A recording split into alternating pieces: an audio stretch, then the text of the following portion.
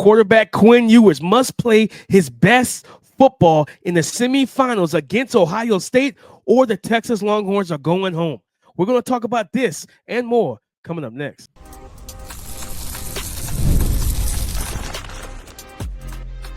You are Locked On NFL Draft, your daily podcast covering the NFL Draft. Part of the Locked On Podcast Network, your team every day.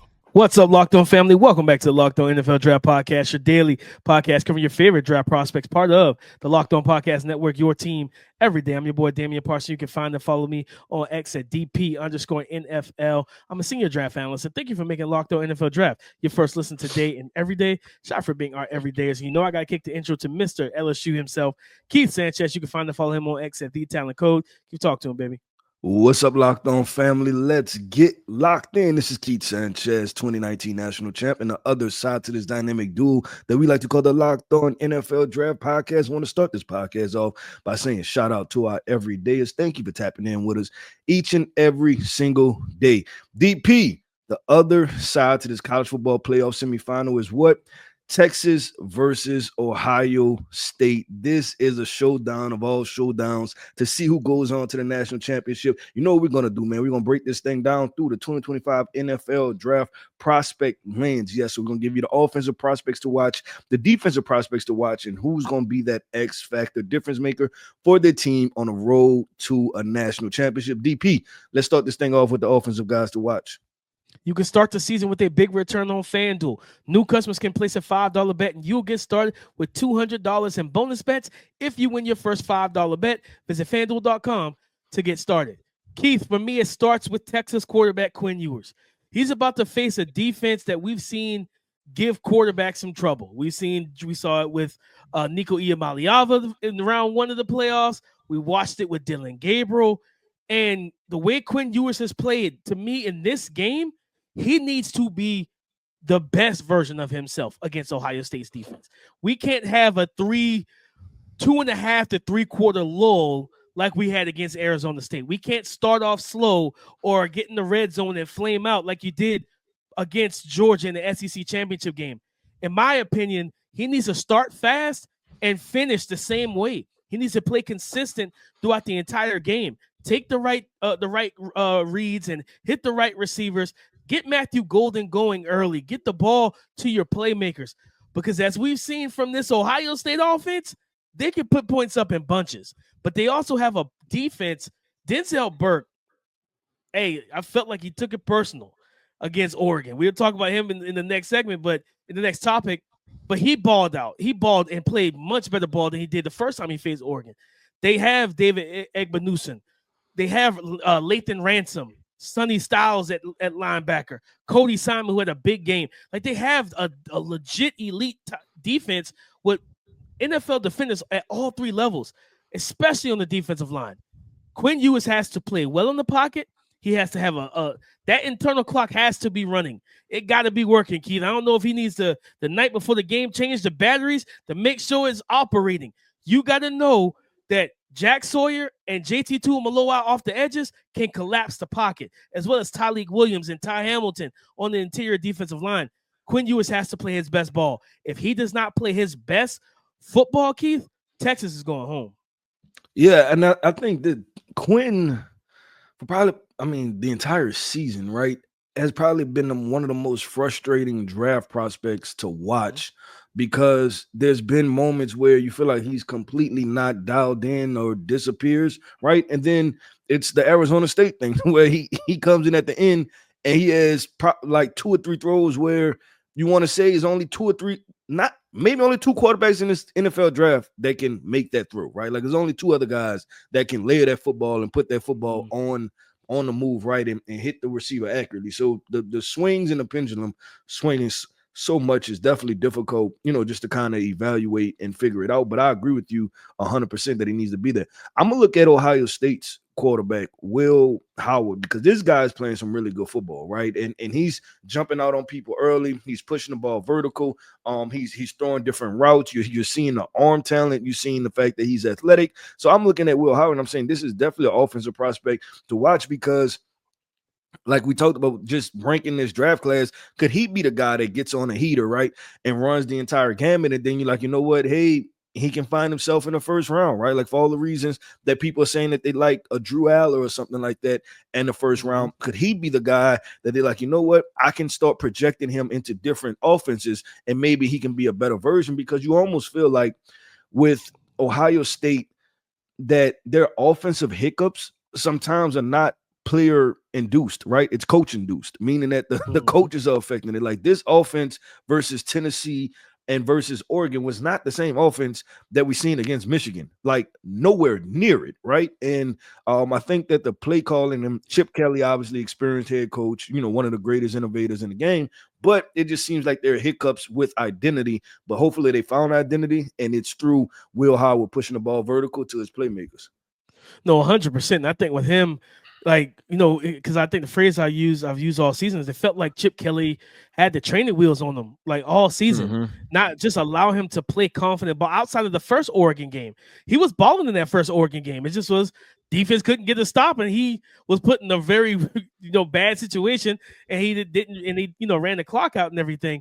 I think for him, man, like he's the type of quarterback that you get him. I always tie in basketball to football. Some shooters need the layups. They need to get to the free throw line. They need to get to the cup and get the layup before you can start shooting threes. He's that type of quarterback to me. Like we saw it early in the Oregon game. Like they got the ball in the game last weekend, Keith. They got the ball last week. They got the ball to Jeremiah Smith underneath and let him make the run after catch play. The easy completions are confidence boosters. Yeah, they boost completion percentage and manufacture it, but it boosts the quarterback's confidence. So then now as he's starting to see the game slower or the game slowing down, now he can start making the throw that he made to Jeremiah Smith on the 7 route, right? Like dotting and putting the ball right between the numbers on the Emeka Egbuka to catch the ball and be able to go from receiver to runner immediately post catch, right? Ball placement, accuracy, things of that nature, because that's something that he struggles with sometimes. For him is processing the information quickly so that you can then get the ball out of your hands quickly. And again, like same thing for Quinn Ewers, you're going up against a legit defense, bro. Like Texas defense is legitimate. Like for most of the season, it's been the best defense in college football. From D-line to linebacker play to corner, safety, they got everything. You have to be aware of where their playmakers are pre-snap and post-snap. Don't get tricked by the changes of the pitcher. And don't lock into your number one read. He just has some times where he gets into a lull and doesn't process as quickly. But the way he's played the past 2 weeks, man, he's played, excuse me, outstanding ball. And Keith, I go to Emeka Egbuka. Just continue to do what you've been doing. Being that quick option, he's showing case in the ring after catch ability, strength after the catch, that chain mover, because he's the perfect complement to a Jeremiah Smith, who's the big play guy. Jeremiah Smith going to take the top off. He's going to make all the big explosive plays. Emeka Egbuka is that guy. And I say this, Keith, and I think I said it coming off of summer scouting. To me, he's this year's Amon-Ra St. Brown. If you put him in the offense and you feed him 112 targets a year in the NFL, he's going to be a high-end receiver for you out of the slot. Like that slot receiver title stuff, like the way people put a negative connotation on it for years, that's dead now. That is absolutely dead now. When you see what Amon-Ra St. Brown is able to do, and we see what Cooper Kupp has been able to do, and all these other slot receivers. Heck, you look at Carolina, Adam Thielen at 42 years old is still a problem out of the slot with him and Bryce Young being able to connect and wreak havoc on defenses. Yes, you need premier slot receivers. Emeka Egbuka is one of those guys. Yeah, I agree, DP, and I'm definitely paying attention to him because I want to see what he's able to do. Like you said, this is a first round conversation for him, right? This is the difference. I feel like finishing this stretch is he's that wide receiver 3 or 4, right? Do people start putting him over Luther Burden? You never know, right? But he can have that conversation and place himself in that situation. But DP, let's keep this thing going and flowing. And we're gonna switch sides of the football. We're talking defensive prospects, 2025 NFL draft from the Texas Ohio State matchup coming up next. It's playoff time, and if you're like me, you want to make the most of these final weeks of the football action. That's where Prospects comes in. If you love football and want a chance to win real money while watching the games, Prospects is the place for you. It's the best way to turn your sports opinions into cash with daily fantasy player projections. With Prize Picks, you simply pick more or less on player stats like total passing yards or rushing touchdowns. And for a shot to win up to 1,000 times your money, you can make your picks in less than 60 seconds. And whether you're looking for a flex play to boost your payout or want to cash out quickly, Prize Picks has got you covered. And with over 10 million members and billions in winnings, it's clear that people are loving this platform. Here's a special offer for Locked On NFL listeners. Download the app today and use the code Locked On NFL to get $50 instantly when you play your first $5 lineup. Guys, listen, one more time. Download the app today and use the code Locked On NFL to get $50 instantly after you play your first $5 lineup. That's Prize Picks. Run your game. Defensive prospects are watching. For me, Keith, it starts with Jahdae Barron, my guy from Texas, number 7. I did a Cam Scatterboo breakdown over on my YouTube channel. I was watching the tape, and I was like, Jahdae Barron's like all over this defense. Like, he's out wide. He's in the nickel. He dropped off, I think, the safety a couple times. He's at the line of scrimmage, kind of in that overhang, closing the outside, closing the leverage on the outside. Made a tackle on Cam Scatterboo. He's playing physical. Talk about a tough test. Like, he's been tested being in the SEC, but the SEC don't have any receiver like Jeremiah Smith. Like, there is not a receiver in the SEC like this 18, 19-year-old kid at 6. This is Julio Jones all over again. Let me correct. This is Julio Jones with Jamar Chase hands, because Julio Jones didn't have at Bama. That was one of the knocks on, was that he wasn't a true hands catcher. Still a Hall of Fame elite player at the end of the day. But Jamar Chase always had the hands. You know that by firsthand. This is what that is with Jeremiah Smith. And I don't want anybody else from Texas guarding him but Jahdae Barron. That's your best corner. If you let him get on number 2 and 3, yeah, well, let's go ahead and strike up the band, because it's probably a touchdown. I don't want Jeremiah Smith getting the free run on my lesser corners. I want my top guy to earn his money, and that's what Jahdae Barron's gonna have to do, because Jeremiah Smith is an entire headache for 4 quarters. He had the same type of energy Cam Scatterboo had. Cam Scatterboo came into that game against Texas and said, "I'm the best running back in college football, and nobody can stop me." Well, he kind of proved that Texas couldn't stop him either. Jeremiah Smith came into that game against Oregon and said, "No one can cover me." Well, after 4 quarters, he kind of proved that they didn't have anybody can cover him either. Jahdae Barron, spotlight is on you, big dog. Can you slow down this locomotive that is Jeremiah Smith? Yeah, DP, I like that call out with the Jahdae Barron and Jeremiah Smith matchup. And I'm going to look towards the middle of this defense, right? And you talk about the linebacker David Jabinda, and then you talk about I think it's Jalen Gilbou is the nickel for Texas. And the reason is just because what we just talked about, right? Emeka Egbuka working the middle of the field. Those guys in tandem having to communicate. If we playing zone, we got to pass them off, right? If you playing man, Gilbou, you're going to have to step up, right? And be able to lock this guy down because Emeka is an easy target for quarterbacks, and we know invoking the run game, right? That gets flow of the linebackers moving one direction, and then the wide receivers usually running the opposite way, right? So it's going to be a lot in the middle of that defense, and I think it's going to be very important just to what they do. But I'm gonna look at more defensive prospects for Texas, and I'll say this with Ohio State versus Oregon. I didn't feel Oregon's defenders early, right? And so, like, it just didn't. And we'll have conversations about, like, Derek Harmon and stuff like that, about, how I personally feel about him as a draft prospect. But it seemed like it was too little, too late to make a game-changing play, right? By the time, and it was up 28-3, I think it was. I don't think people remember the score. We just know it got bad really quickly. So I look at that and I look at Texas defensive front. We talk about the Alfred Collins, you're talking about the Vernon Broughtons, you're talking about the Barron Sorrells, right? Like, all guys I recruited in my time at LSU. These guys showing up it's going to matter, right? And then you talk about Ohio State's run game, being able to stop the run and then putting it all on Will Howard and seeing. So this is going to be a fun matchup. And you're talking about the defensive prospects just from Texas side of the football. Should be an exciting situation. Yeah, I mean, you look at what Ohio State was able to do. That offensive line kind of woke up against Oregon and ran the ball well in that matchup, Keith. Vernon Broughton, Alfred Collins, they're going to play a big time role in making Ohio State one-dimensional, right? Ohio State ran the ball 30 times for 181 yards. They averaged over 6 yards per rush for 2 rushing touchdowns. Travion Henderson had only 8 carries, and he was 6 yards shy of 100 yards because he had a big 66-yard run showcasing his breakaway speed. He had 2 rushing touchdowns, while Quinshawn played the kind of bell cow role, 17 for 85 and 5 yards per. You got to stop that two-headed attack, number one, because if you can't slow down the run game, that keeps Will Howard in a level of comfort that allows him to play at a high level of confidence.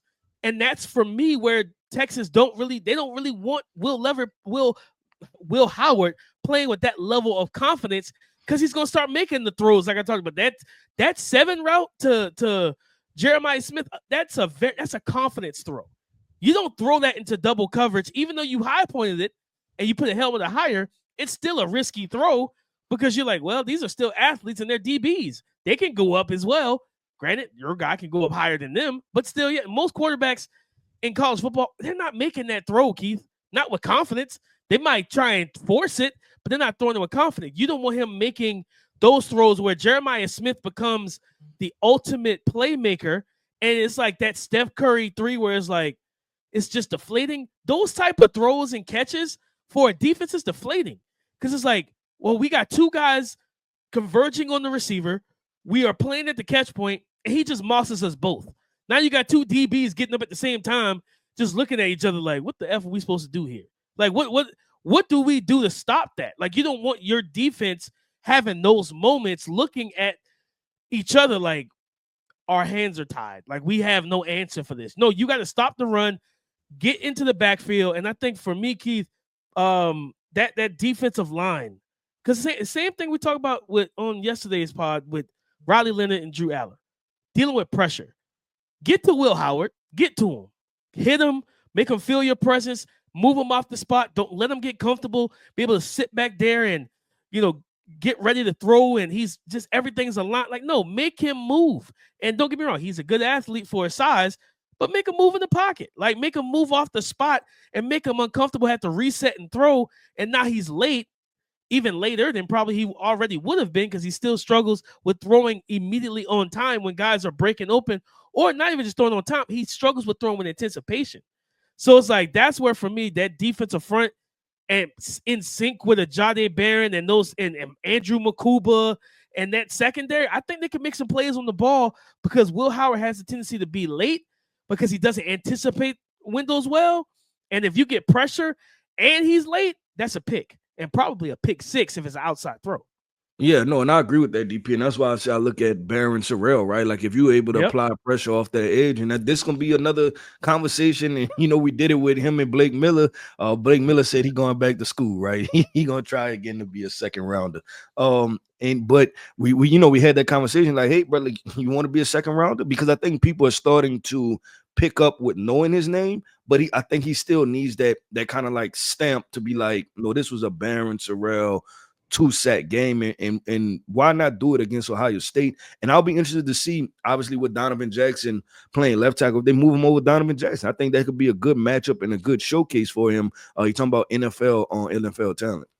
No, 100%, Keith. I think, flipping real quick to the defensive side of the ball, like Kelvin Banks and I think Cameron Williams, I think he got hurt in the game, if I remember correctly. Yeah, he was injured. He was injured. So like, that old line situation, I know they had I forget the guy's name, but the backup tackle, they flipped him to right because he played left and right. When Kelvin Banks was out, he played left. JT Tuimoloau, Jack Sawyer, I need a repeat performance of what we saw against Oregon. I need you to be dominant on the edges, stop the run, like push the running backs out, let Cody Simon and Sonny Styles flow to the ball, let Lathan Ransom trigger downhill, but you got to get the Quinn Ewers. Like, the same thing. Like, you can't let Quinn just sit back there, because if Quinn gets protection, we saw what he could do against Arizona State late in the game. Throw with accuracy, throw with like elite ball placement, right? Like, he doesn't have the great tools, but he's got those things that you succeed at the next level, right? Accuracy, ball placement, timing. He could do all those things. But if you don't get to him, if you get to him, you can throw that stuff off. So that both defensive lines have to play good ball. Because if not, both of these quarterbacks could potentially light you up because they got all the weapons in the world. I'm going to say this, Keith. This might be the national champion. This game right here might be, what was it? Was it not last year? Was it 2 years ago? Remember, we had the good game, TCU, Michigan, Ohio State, and Georgia. Yeah. Then we get TCU, Georgia, and it was a blowout. And it was like, well, I guess the actual national championship game was Georgia and Ohio State. That's why I feel like this is the game. Like, you know what I mean? No disrespect to Notre Dame and Penn State. I think the national champion is coming out of this contest between Texas and Ohio State. Yeah, and it should be a fun. That's go back to the playoff brackets, right? But we had that conversation another day with DP. Let's talk about these X Factor prospects, right? 2025 NFL draft. Who is going to be the X Factor prospect that needs to make some plays in this Texas versus Ohio State matchup to send their team to the national championship? Coming up next. I love going to live events, whether it's sports, music, theater, or comedy. One of my favorite memories is attending a concert with my family. The energy and excitement, it was unforgettable. Now, Game Time has made it even easier to get tickets for your favorite events with their new feature, Game Time Picks. This feature filters out the fluff to show you only incredible deals on great seats, so you don't have to waste time searching through thousands of tickets. And we all know how much of a pain when you're going to an event with a party, you're trying to find 4 to 5 consecutive seats. You don't want to search through thousands of tickets for that. Game Time Picks can help you filter out the fluff. Take the guesswork out of buying tickets with Game Time. Download the Game Time app, create an account, and use the code LOCKEDONNFL for $20 off your first purchase. Terms apply. Again, create an account and use the redeem code LOCKEDONNFL for $20 off. Download Game Time today. What time is it? It's game time. Thank you for making Locked On NFL Draft your first listen today and everyday shot for being our everydayers. Keith, X Factor Prospects for the 2025 NFL Draft. I have to go no further than left tackle, left guard, heck, offensive lineman from Ohio State, Donovan Jackson.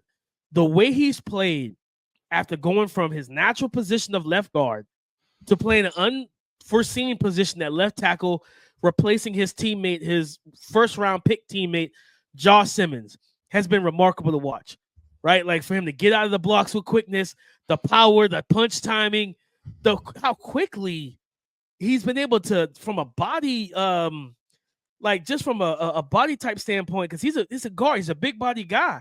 For him to get comfortable kick sliding and kick stepping on the perimeter, on the island, because the guards aren't like always being a bumper inside, and he's kind of left out there by himself. And for him to play against Abdul Carter, not was it Abdul? That was Josh Conley. He struggled against Abdul Carter, but against Oregon, and just since that Abdul Carter game, actually, he's played lights out at left tackle, going up against whether it is Barron Sorrell or one of these other Texas edge rushers, Keith Colin Simmons, the freshman. Like, this is an opportunity, in my opinion. I don't know how you feel. Donovan Jackson might be playing himself into a first-round pick, whether it's at tackle or guard, don't really matter. But, like, if you're able to play high-level football and shut down, like, top-tier type of athletes at the edge rush position, and you're not even a true tackle, like, what we're seeing in Tennessee, Keith, with our boy J.C. Latham, people say he couldn't play right tackle in the league. They say he was only a guard, right? And he played right tackle at Bama. Tennessee drafted him and flipped him to the left side. He's played good ball ever since being drafted, Keith. And he's a big body dude. I think Donovan Jackson has an opportunity to work himself into that first round range if he pitches another shutout. Yeah, I agree. And I think, and we know this, right? When it goes to the back end of that first round, that's when you start definitely in normal drafts, you start jumping in the second round grades, right? But in this draft, you're going to be in the second round grades, maybe after pick 15 or 20, right? So he definitely has the opportunity to play himself into that. And then there's going to be a lot of teams when you look at the Minnesota Vikings potentially, right? And obviously the injury to Darisaw, and what are they going to do? There's just a lot of teams in the back end of that first round, potentially the Pittsburgh Steelers.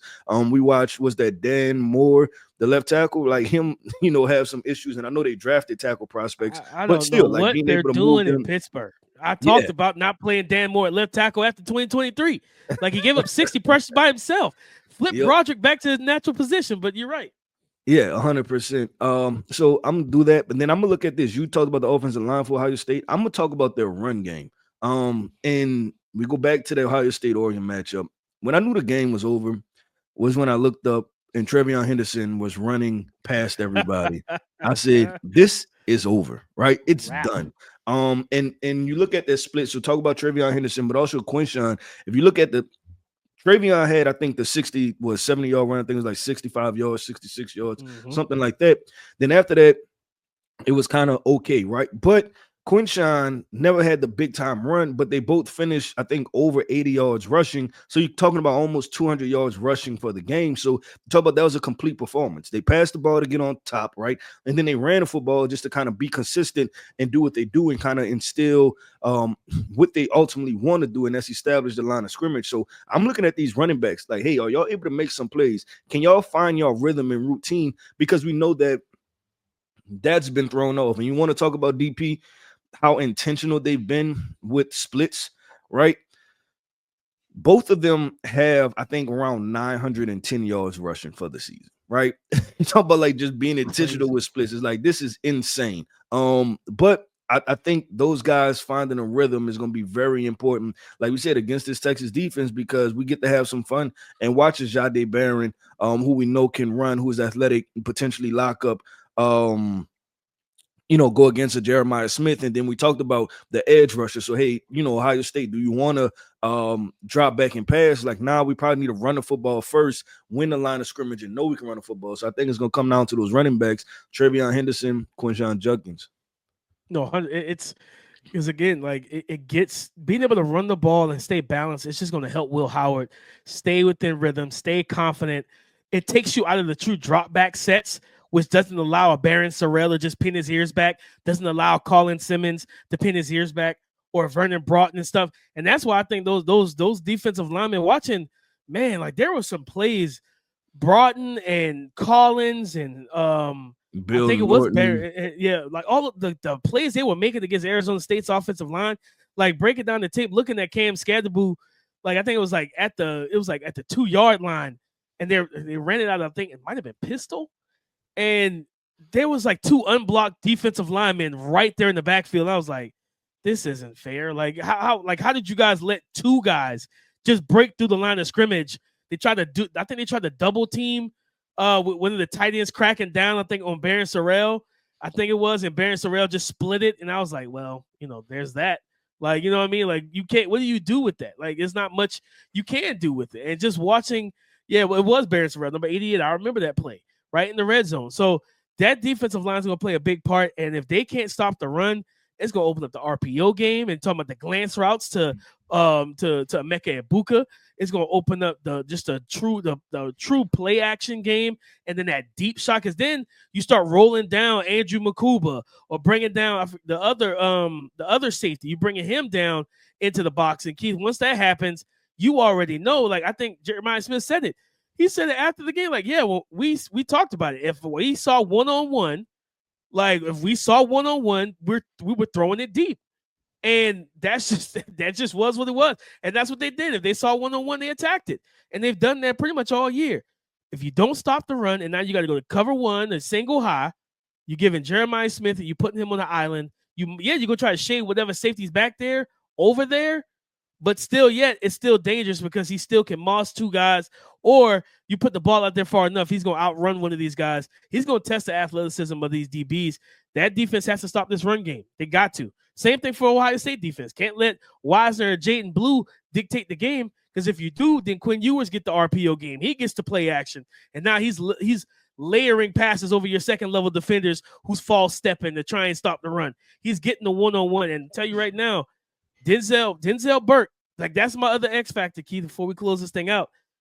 You got to stop Matthew Golden. You got to stop Matthew Golden. You got to stop the Golden Boy, because the way he's played down the stretch of this season, Keith, and for those who don't know, wide receiver from Texas, Matthew Golden, 6 foot 195. Keith, since week 14, Texas A&M, 73 yards receiving. Against Clemson, he only had 49. He had a couple deep shots that weren't good throws. Georgia, 8 catches, 162. Last week, it's Arizona State, 7 catches, 149. He averages over 20 yards a catch over the last 4 weeks. Like each game of the last 4 games, he's averaging over 20 yards per catch. Denzel Burke, this is how you make your money. You didn't let Evan Stewart and Tez Johnson cook you. You locked whoever was against you down. You better do that against Matthew Golden, because if not, like, this is gonna be a long day. Because Quinn Ewers will keep throwing it to him. He's shown that. He'll keep throwing the ball to him. I'm excited about this matchup, man. I think it's gonna be a high-scoring game, and we could see both receivers, Golden, or 3 of them, Golden and Mecca, and potentially Jeremiah Smith, all go over 80 yards receiving. If it is one of those 35, 38, 43, 40 games, I'm excited for it, Keith. DP, I hope so, because everything that I expect doesn't happen, right? Like, I'll say this, like the lower level matchups that happen, but the Tennessee Ohio State game, I thought that was gonna be a good game. The Oregon Ohio State game, I thought that was gonna be a good game. The Texas Clemson game wind up being good, right? Yeah. Georgia Notre Dame was blah, right? Mm-hmm. And so it was just difficult. So I hope that these two college football playoff matchups turn out to be really tightly contested, good football games. But DP, that wraps up another episode, man, of the Locked On NFL Draft Podcast. I want to end this podcast off by saying shout out to our everydayers. Thank you for tapping in with us each and every single day. Every listener is greatly appreciated here over at Locked On NFL Draft. I am Keith Sanchez. You can find me on X at The Talent Code. That right there is my guy, my co-host, Mr. Damian Parson. You can find him on X at DP_NFL. And like we like to say, man, y'all come talk to us because we like to talk back. Go subscribe and follow for free on YouTube. Wherever you listen to podcasts to get the latest episode as soon as it is available. Thank you for making Locked On NFL Draft your first listen today and every day. Shout out for being our everydayers. On tomorrow's show, Keith, I think we should get into a midweek mock draft. We dropped a mock over at Bleacher Report, me and the crew over there. Keith, I think we should get into that. To kind of, you can ask me the questions. We can go over some of the best fits, some of the head scratching ones, whatever it may be. Let's get into that mock draft on tomorrow's show. So come and join the conversation again tomorrow on the Locked On Podcast Network, your team every day.